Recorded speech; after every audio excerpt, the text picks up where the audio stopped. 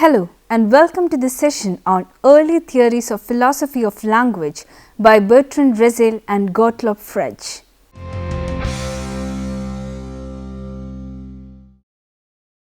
If we look at the history of philosophy and the history of language, we can see that philosophy and language are always interconnected.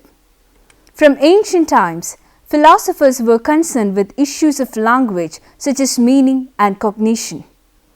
On the other hand, those who inquired into the nature and usage of language were deeply associated with philosophy. It is not easy to separate language from philosophy, politics, history, and other related disciplines. An example of this is continental philosophy. For continental philosophers, the philosophical aspects of language were not a separate topic. They were a part of logic, history, or politics. But from the early 20th century, there emerged a particular school of philosophy which was concerned with concepts and issues of language.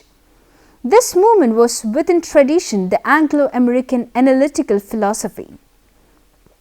Philosophers of this spirit logically inquired into the nature, origins, meaning, and usage of language. This movement can be called the philosophy of language. Enquiries of philosophy of language centered around four issues. They were meaning, language use, language cognition, the relationship between language and reality. Philosophical interest in language is not a new phenomenon. Ancient philosophers were interested in the questions of language and meaning. Such inquiries could be traced back to Plato and Aristotle. We can see in India also there were such debates and inquiries based on language. Such traditions existed even before the codification of language and the emergence of grammatical traditions which describe language in a systematic manner. Ancient philosopher Plato was concerned about the distinction between convention and nature in relation to meaning. He inquired into what determined the names of things. Aristotle was interested in the issues of logic, categories, and meaning creation. He argued that meaning can be established through an abstraction of the similarities between things. That is, if a group of things have similarities, they might express similar meanings. This theory was later called nominalism. The Stoic philosophers contributed greatly to the analysis of grammar, meaning the central concept for philosophy of language. Philosophers of language attempted to inquire into the nature of meaning. They were concerned with explaining what it means to mean something. They also inquired into the origins of meaning itself. Philosophy of language was closely connected to certain branches in philosophy such as the analytical philosophy. Analytic philosophy is a branch of philosophy that gave importance to scientific methods and tools. Taking inspiration from analytic philosophy, philosophy of language analyzed the ways in which sentences are composed into meaningful whole. It sought to analyze how language and meaning relate to truth and the world.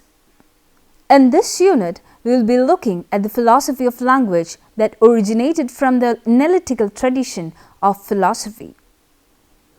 The history of philosophy of language begins with advances in logic and with tensions that emerged within traditional explanations of meaning, mind, and reality. This started from the late 19th century. As a result of these developments, a major turn happened in philosophy and language.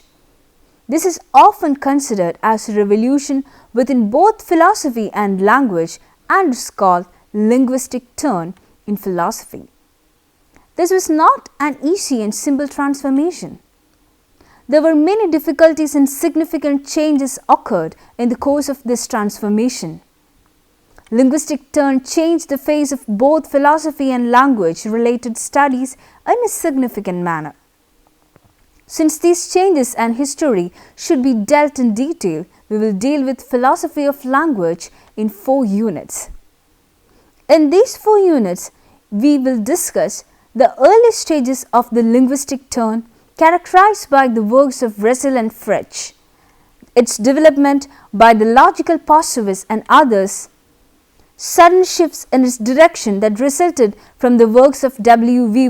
Quine and Ludwig Wittgenstein, major approaches and figures that have followed from mid-20th century to the present. Referential theory of language.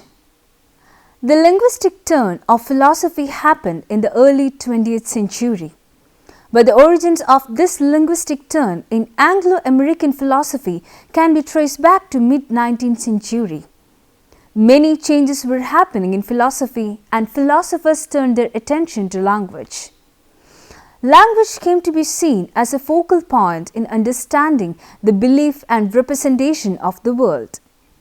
As Wilfrid Sellars later wrote, language came to be seen as the medium of conceptualization. There was a tension between idealists who developed transcendental accounts of experience and the realist philosophers. Also, scientists in the 1860s and 70s described cognitive functions like speech production and comprehension as natural phenomena. John Stuart Mill's work around this time refreshed British empiricism. Meanings of individual words were traced to the objects to which they referred. Mill argued that if meaning should have any significance for our thought and understanding, we must explain it in terms of our experience. Thus, meaning should ultimately be understood in terms of sense impressions. A word denotes something by standing for it, as my name stands for me or Delhi stands for a city in India and so on. A word connotes something when it implies an attribute in Mill's terms. For example, the word professor generally implies an expert in an academic field and someone with certain sorts of institutional authority. Philosophers thought that to grasp the meaning of an expression was to know what they stood for.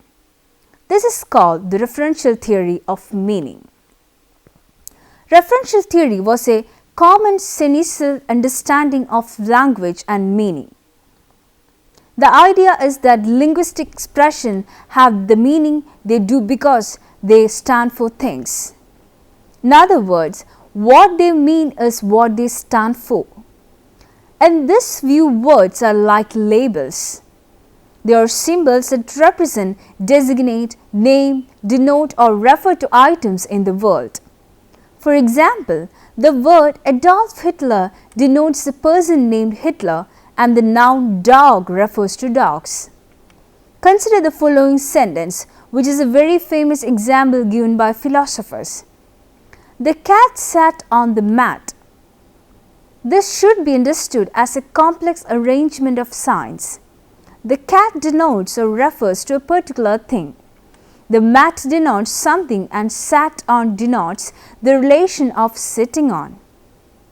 Sentences thus mirror the states of affairs that describe, and that is how they get to mean those things. This referential theory of linguistic meaning tried to explain the significance of all expression in terms of conventional associations with things or states of affairs in the world. Human beings' understanding of a sentence in terms of that person's knowledge of what each component of a sentence refer to. Referential theory of a meaning was a natural and appealing view. However, philosophers who came later criticized this theory sharply.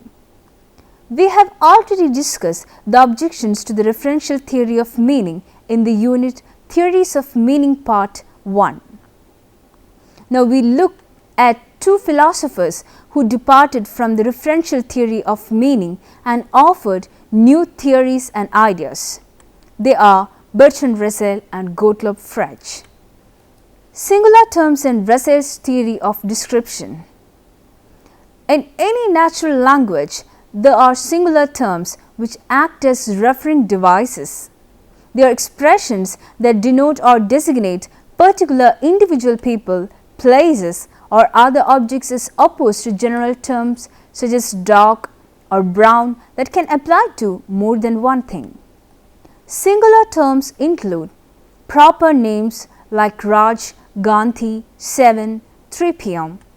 and definite descriptions like the Queen of England, the cat on the mat, the girl under the tree, the man in black. Singular personal pronouns like you, she. Demonstrative pronouns like this, that. Though referential theory of meaning was criticized, it was generally believed that this theory is true in the case of singular terms. But Gottlob, Frege and following him Bertrand showed that it is not true of definite descriptions. They raise serious doubts whether it is true of other ordinary singular terms. Frege and set forth 4 problems about singular terms. The problem of apparent, reference to non-existence. Consider the following sentence. James Moriarty is bald. Professor James Moriarty is fictional character in Sherlock Holmes novels. Bertrand asked how we can say that James Moriarty is bald in the absence of him.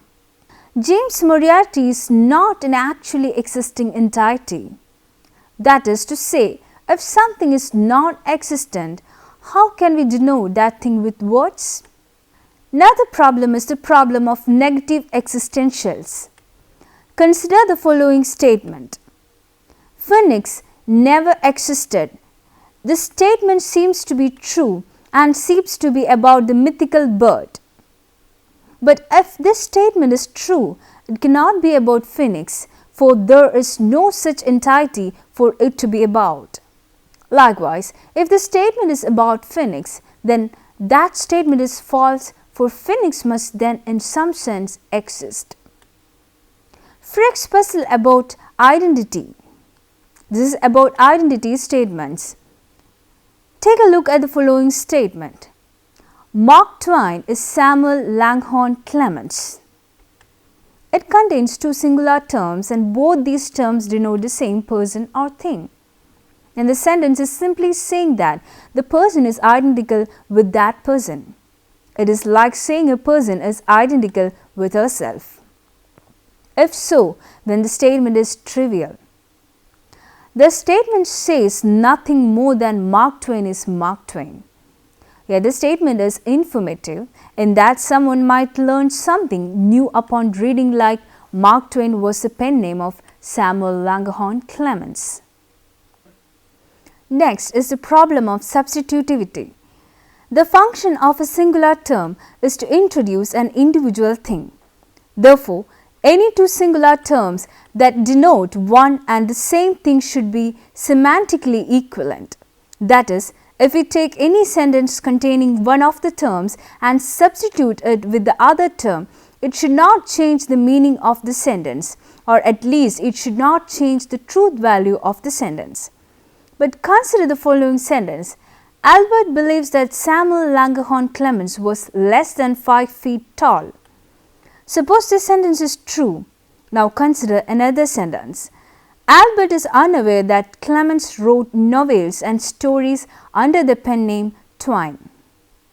We cannot substitute the term Mark Twain for Samuel Langhorne Clemens in the first sentence without changing the truth value of the sentence. Russell's theory of descriptions.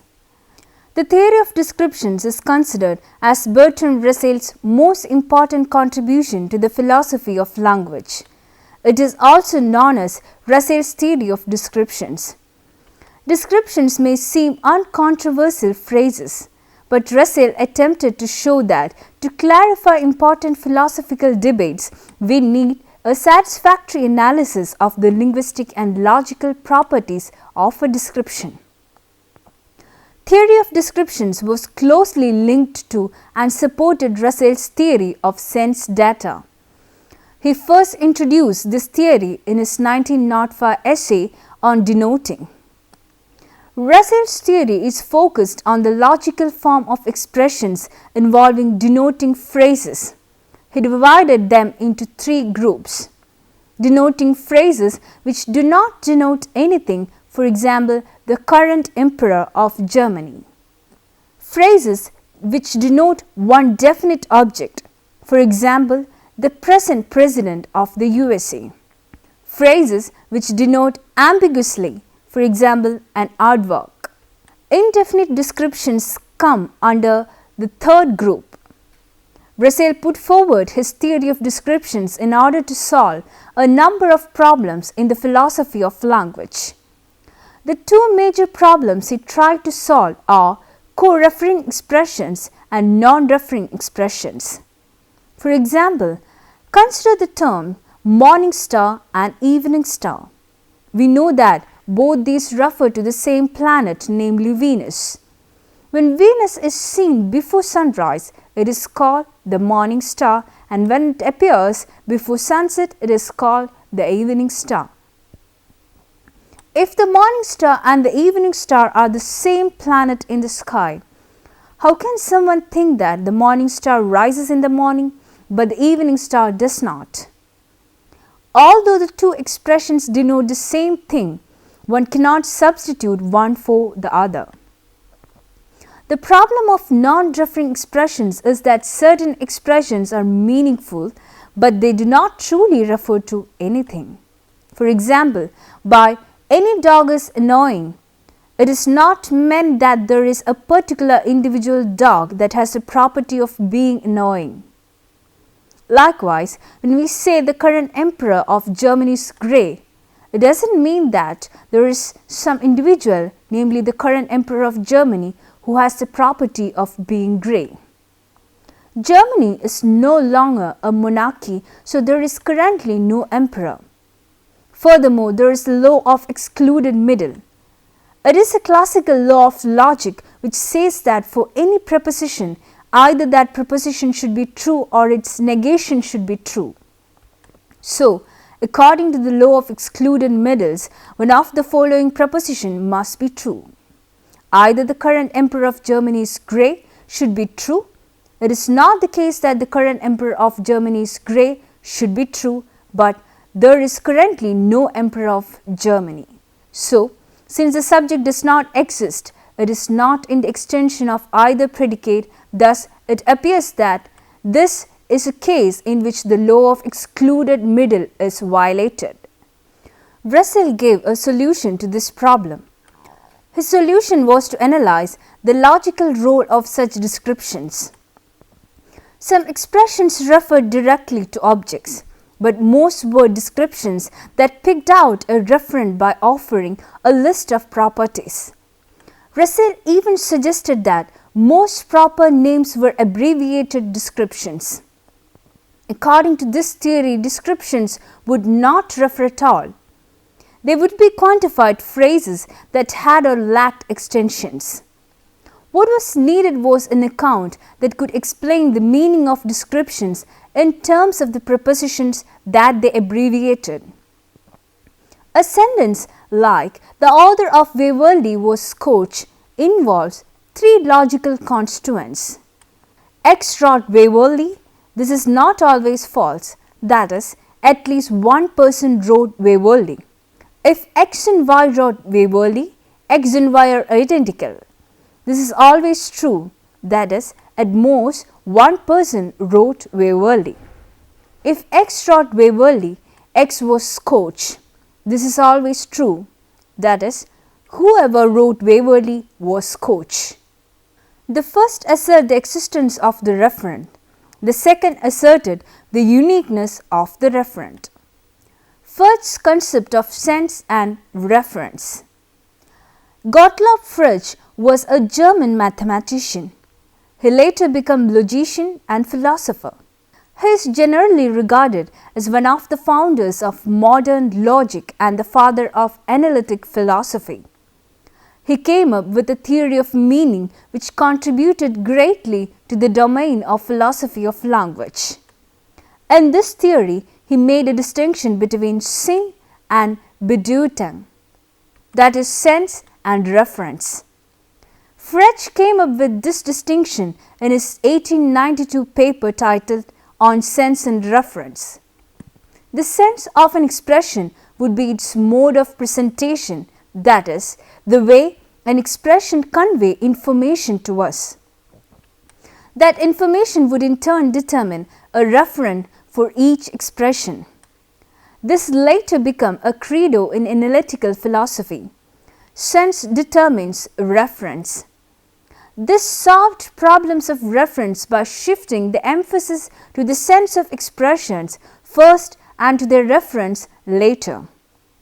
This solved the problem of negative existential sentences. In this view, such sentences were intelligible because the sense of an expression could be logically analyzed in terms of other descriptions. Frege's concept was useful in understanding non-referring, non-denoting or empty expressions. These expressions do not have a reference. For example, the greatest prime number. Since there is not a greatest prime number, the expression doesn't refer to anything. But it seems perfectly meaningful since can understand if someone says the greatest prime number is larger than 1 million. In such cases, we can see that the expression has a sense but lacks a reference. Another example is Odysseus. Since he is a fictional character, the name Odysseus does not appear to mean anyone at all.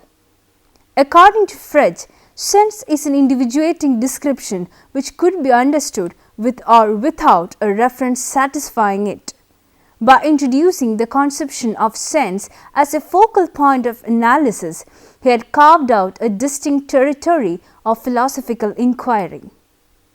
Let me summarize the session. Philosophy of language was primarily concerned with questions of meaning. Two early philosophers who influenced philosophy of language were Russell and Frege. They both rejected the referential theory of meaning and proposed their own solutions to the problems caused by referential theory. Russell came up with his theory of descriptions.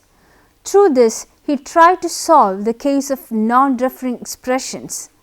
Frege's distinction of sense and reference was also useful in analyzing such sentences. Though both these philosophers were criticized later, they left an everlasting impact on philosophy of language. Now, you can try to answer the questions here. What is the early history philosophical interest in language? What is the linguistic turn of philosophy and what is its significance? What is the referential theory of meaning? What is Frege's puzzle of identity?